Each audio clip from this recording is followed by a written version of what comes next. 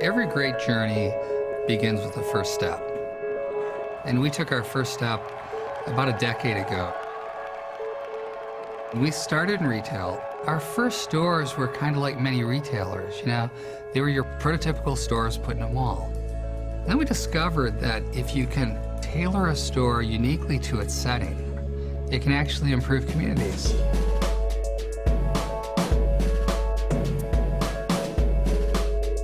All our stores have the same elements, but what sets apart the significant stores are their locations, which are typically the most important in that city, and the architecture. It's about getting out into the street, feeling what the locals feel, and then trying to unlock that which they miss themselves. Once we decide it's the right location, the challenge becomes, what are you going to paint there? What kind of store do you want to do? And we like all types of stores. At times it's something very modern, like we did at Fifth Avenue or on the Upper West Side. And at times it's something very historic, like our store on Regent Street in London. When we talk about significant stores, they're really about bringing something special to a community beyond what they've had before. They end up being something that's specifically and uniquely created for that location, for that market, for those customers. I look at our stores, half the physical space is devoted to ownership experiences. Getting your personal training, coming into the Genius Bar. It's about creating a great experience once you bought the product. And when we do it right, they realize the store can be transformational to their life. The nice thing about this summer is we're going to open 4 stores almost simultaneously in Shanghai, Paris, London, and Chicago that are each kind of the ultimate of what we've learned to date. In Shanghai, we're doing something very modern.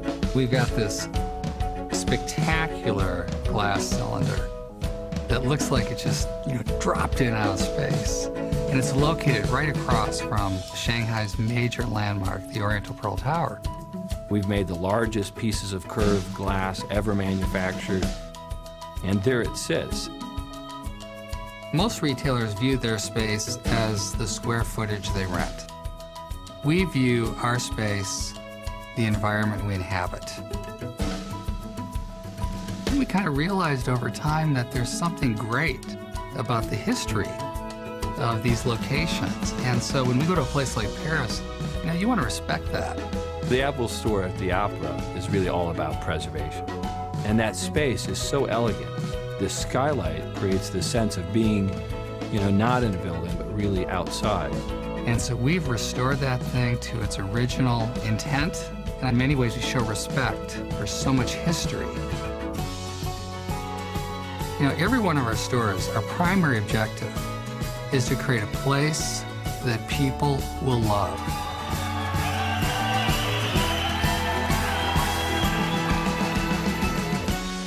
If we could have people visit these significant stores and be inspired to do something greater, that is significance.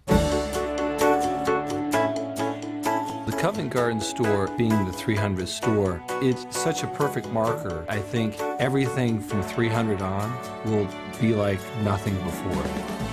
And so as we went to Covent Garden, we said, we have got to create something that is really an experience. What I love about it is that it has a kind of grit to it. And that's one of our challenges, to keep a bit of that sense and not try to make it something it isn't. It's located on the most popular entrance to Covent Garden, and we have an entire building. As you enter, you're going to be pulled into this courtyard, and our hope is that we have captured the soul of Covent Garden through our store. Covent Garden will be the first store where all the interior and the exterior is all historic fabric. Our tables will be English oak flooring.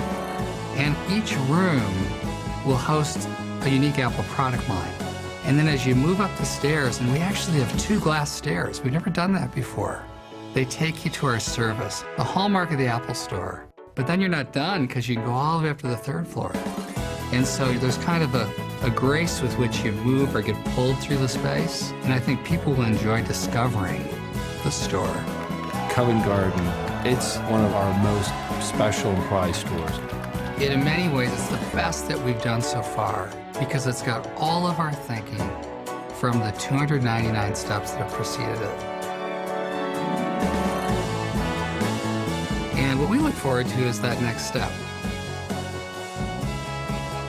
Because like all good journeys, you never want it to end.